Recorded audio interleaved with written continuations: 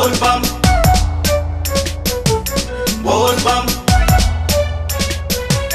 बोल बम बोल बम। गगने उदति मंथन में ज्वाला जरत सुरासुर भय विहाला कीन दया तह करी सहाय नीलकंठ तब नाम कहाई।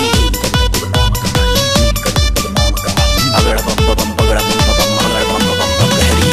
कर्पूर गौरम करुणावतारम संसार सारम भुजगेन्द्रहारम। ओम नमः शिवाय। सदा वसंतम हृदयारविंदे भवम भवानी सहितं नमामि। सहितं नमामि सहितं नमामि। कैसे आई जल ढारे बाबा तोहरा दुआरे, कैसे आई जल ढारे बाबा तोहरा दुआरे। लोग जूझता वे बड़ा बीमारी से।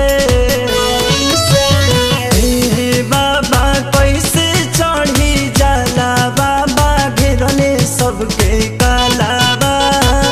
कैसे लोग बची महामारी से।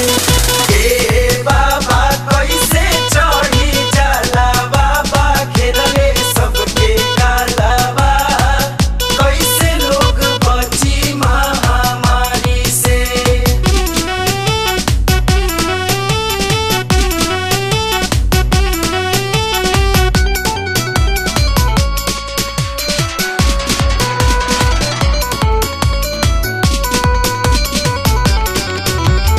हे बाबा कैसे चढ़ी जाला बाबा घेरले सबके कालाबा।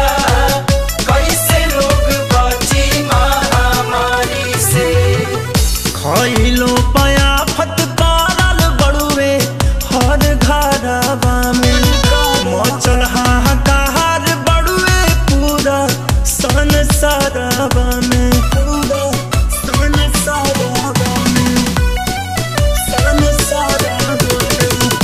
खइलो पयाफत पारल बड़ुए हर घरवा में। मचल हाहाकार बड़ुए पूरा संसारवा में। हो जागी जागी महादानी राउर महिमा बखानी। जागी जागी महादानी राउर महिमा बखानी। आके सबके बचाई लाचारी से। हे बाबा कैसे चढ़ी जलवा घेरले सबके कलाबा। कैसे लोग बची महामारी से। हे बाबा कैसे चढ़ी जाला बाबा घेरले सबके कालाबा। कैसे लोग बची महामारी से। बोल बम बोल बम